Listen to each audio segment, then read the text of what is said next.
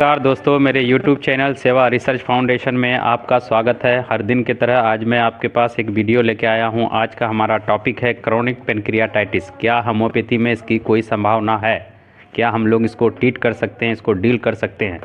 तो जी हाँ, होम्योपैथ में इसकी अच्छी गुंजाइश है। हमारे पास 3 से 5 पेशेंट ऐसे हैं जो Indira Gandhi institute of medical science Patna से आए हैं और एक एम्स के भी हैं जिनको ऑपरेशन भी हुआ, लेकिन पेनक्रिया में जो उसका पथरी बना और उसका जो बैक साइड था एक क्रोनिक में बदल चुका था। ठीक है, और आज भी पेशेंट ठीक है। हमने सिर्फ ज़्यादा नहीं 2-4 मेडिसिन का प्रयोग किया है उसमें, और उसमें सबसे ज़्यादा जो उसको हमने कहा कि उसमें 2-3 केसेस में तो क्रोनिक हो चुका था वो स्टोन बनने के बाद। तो क्या हम इसमें किस टाइप का ट्रीटमेंट दे सकते हैं? तो हमारे पास जब भी वो लोग 2 पेशेंट आया, हमारा इंदिरा गांधी वाला जब पेशेंट आया, हमने उसको इनिशियल स्टेज में नक्श भूमिका का प्रयोग करवाया और नक्श भूमिका से ये उसका जो गैस है वो थोड़ा बहुत कम हुआ। उसका जो डिजीज़ ऑफ पिकअप था वो टूटा। फिर हमने उसको जो स्टोन बना था, हम उस स्टोन को बेसिलिनम 200 में यूज़ करवाया, मतलब 2 दिन 4 दिन के बाद बेसिलिनम 200 में। फिर उसके बाद रेगुलर में उसके सिम्टम के हिसाब से आयरिस मेडिसिन था, स्पॉन्ज या टोस्टा था, क्योंकि इन्फ्लामेशन ऑफ, आप जैसे अगर मेट्रिया मेडिका खोलिएगा, आप कैंट का देखिए या फिर किसी का भी आप मेट्रिया मेडिका खोलिएगा तो उसमें एक स्पॉन्ज या टोस्टा बोल के एक मेडिसिन आता है जो खांसी और कार्डियो कफ वगैरह में भी यूज किया जाता है। लेकिन इसका जो पूरा सिम्टम हमको उसमें मिला, उसका हमने उसको प्रिस्क्राइब किया और रिपीटेड डोजेज में हम उसको 1 एम में दिया। जो उसके सिम्टम थे, जो वोमिटिंग आ रहा था उससे उसका कम हुआ, जो बर्निंग सेंसन हुआ, आयरिस हमने उसको कंटिन्यू यूज किया, बीच बीच में फॉस्फोरस का यूज किया, और 1-2 नोसोड जो आता था हमने उसको नोसोड के तौर पर पेनक्रियाटिनम भी दिया, हायर पोटेंसी में दी। 1 एम से ऊपर के पोटेंशिया दिया। पेशेंट अभी ठीक है, कोई प्रॉब्लम नहीं है, और उनका नेक्स्ट अभी यूएसजी बाकी है। हम अगले दिनों में उसका यूएसजी करवाएंगे, उसमें देखेंगे हम कि उसमें कुछ ये है, लेकिन उसका रहन सहन खान पान सारे में सुधार है।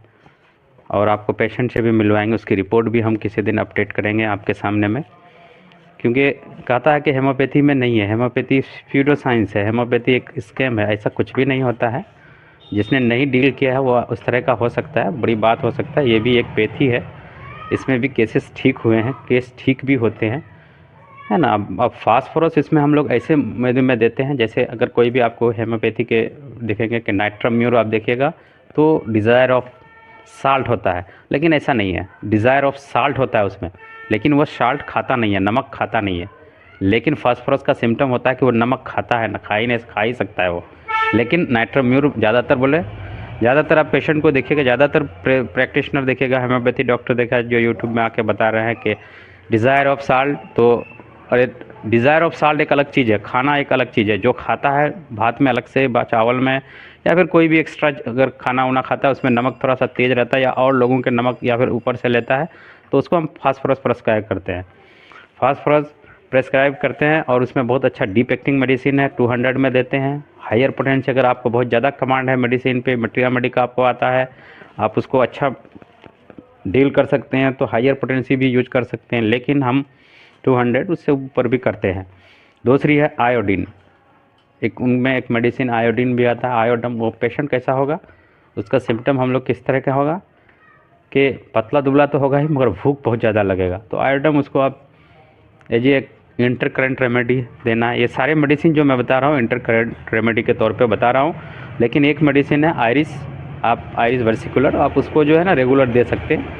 अब दीजिएगा कुछ समय। एनाकार्डियम भी हम दिए हैं, बहुत सारा, मतलब बीच बीच में आप उसको, अगर मान लिया जेनेटिक है, उसके माँ बाप किसको रहा, तो उसको तोड़ने के लिए आप अगर बार बार कोई भी चीज़ आता है तो कार्सिनोसिन भी हम देते हैं, क्योंकि कार्सिनोसिन का काम है जो ब्रेक डाउन करता है, जो रिकरेंट होता है, किसी भी डिजीज़ का रिकरेंटेशन को वो तोड़ देता है।